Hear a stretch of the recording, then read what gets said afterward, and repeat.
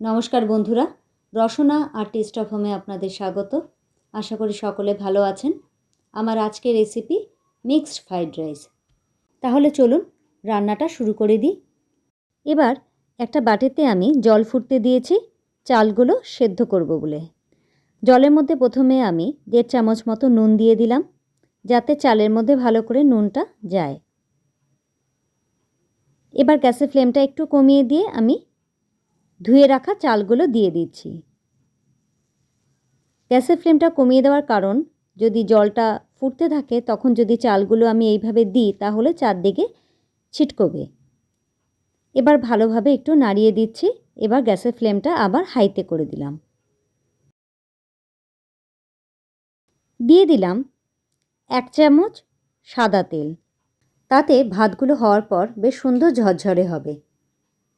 আরও একটু আমি সাদা তেল দিলাম। এবার ভালো করে একটু মিশিয়ে দিচ্ছি। এবার ভালোভাবে ফুটতে দেব। চালটা কিন্তু সেদ্ধ হওয়াটা খুব ইম্পর্ট্যান্ট। খুব বেশি গলে গেলেও চলবে না, আবার শক্তও যাতে না থাকে সেটা দেখতে হবে।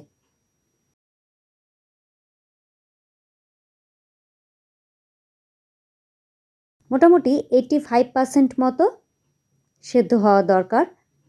তারপর ভাপে ভাপে বা ভাতটাকে ফ্রাই করার সময় সেদ্ধ হয়ে যাবে। বেশি গলে গেলে কিন্তু এই ফ্রাইড রাইসের টেস্ট একদম বাজে হয়ে যাবে।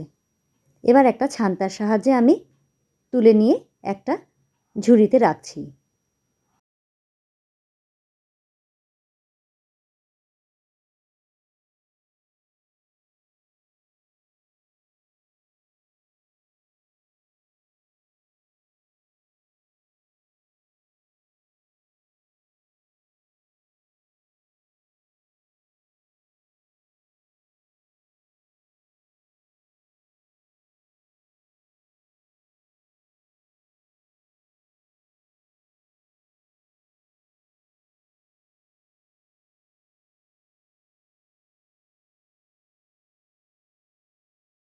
দেখুন চালটা কিন্তু খুব বেশি গলেও নেই, আবার একদম শক্তও নেই।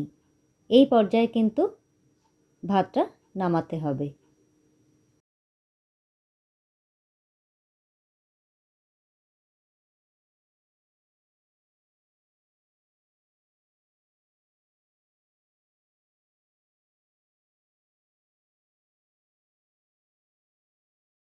সমস্ত ভাতগুলো আমার এইভাবে ছেঁকে নিয়ে আমি একটা ঝুড়িতে রেখে দিয়েছি, যাতে বাকি জলটাও বেরিয়ে যেতে পারে।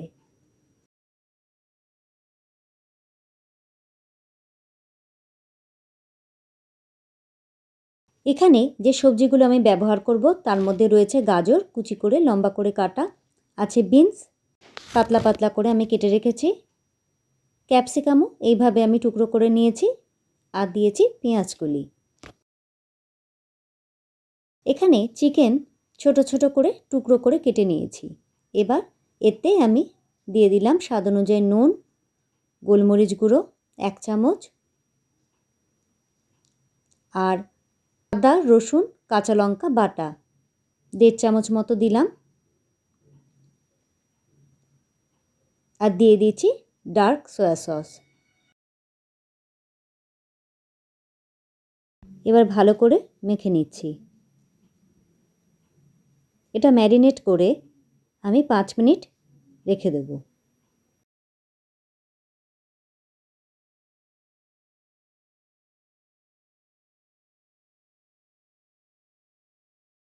এবার নিয়ে নিচ্ছি চিংড়ি মাছ। চিংড়ি মাছগুলোকে ভালো করে পরিষ্কার করে ধুয়ে রেখেছিলাম। এবার এতে আমি দিয়ে দিচ্ছি নুন আর গোলমরিচ, আর কিচ্ছু মেশাবো না। ভালো করে চামচের সাহায্যে মিশিয়ে দিচ্ছি। আপনারা তো জানেনই চিংড়ি মাছে বিশেষ কিছু মেশানোর প্রয়োজন হয় না, কারণ চিংড়ি মাছের নিজস্ব একটা টেস্ট গন্ধ রয়েছে। এবার একটা ফ্রাইং প্যানে আমি সাদা তেল দিয়ে দিলাম কিছুটা। এবার তাতে আমি চিকেনগুলো দিয়ে ভেজে নিচ্ছি।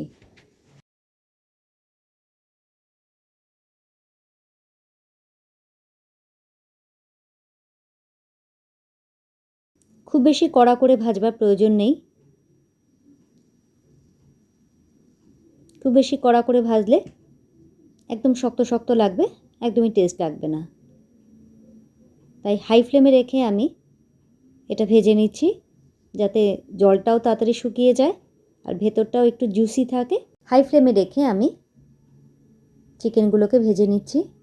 ভালো মতোই নরম হয়ে গেছে, এবার আমি তুলে নেব।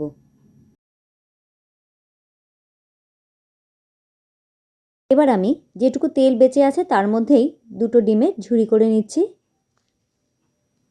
যেহেতু ননস্টিক প্যানে আমি করছি তাই বেশি তেল লাগলো না।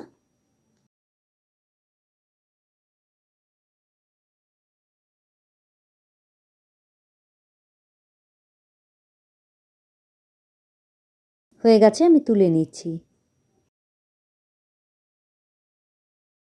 আর একটু আমি সাদা তেল দিলাম।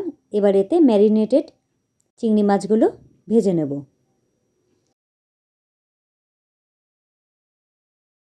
মিডিয়াম টু হাই ফ্লেমে রেখে আমি চিংড়ি মাছগুলো ভাজবো। তবে চিংড়ি মাছ কিন্তু কখনোই কড়া করে ভাজা চলবে না, তাতে কিন্তু খেতে গেলে রাবারের মতো শক্ত লাগবে। তাই হালকা একটু লাল রং ধরলেই আমি নামিয়ে নেব।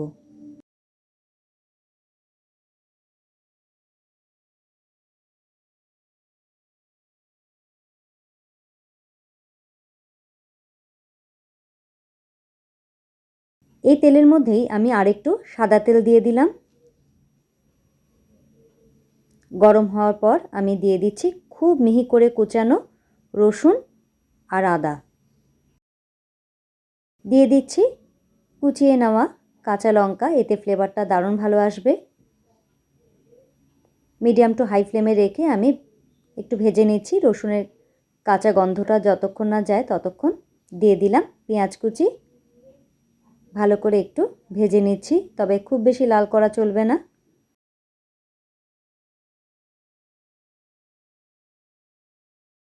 এবার আমি গাজর কুচি দিয়ে দিলাম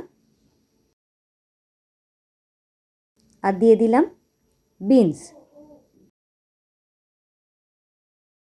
ক্যাপসিকামও একসাথে দিয়ে আমি ভেজে নিচ্ছি।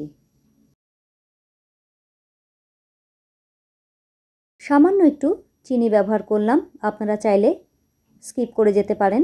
দিয়ে দিলাম স্বাদ অনুযায়ী নুন আর গোলমরিচ গুঁড়ো। আমাদের ভাতেও কিন্তু আগে থেকে নুন মেশানো ছিল, জল যখন আমরা ফুটিয়েছিলাম তখন সেটা মাথায় রেখে নুনটা দিলাম।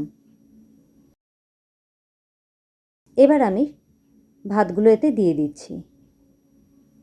আমি একবারে পুরো ভাতটা করব না, আমি এইভাবে বারে বারে করে নেব।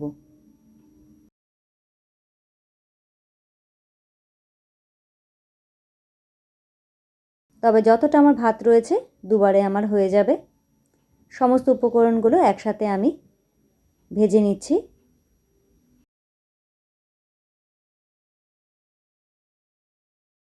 দিয়ে দিচ্ছি 1 চামচ ডার্ক সয়া সস,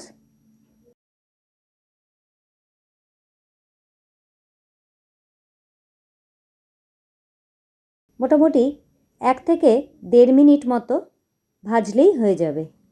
এবার এতে আমি ওপর থেকে মিশিয়ে দিচ্ছি ডিম, চিকেন আর চিংড়ি মাছ। আবারও ভালো করে মিশিয়ে নিচ্ছি।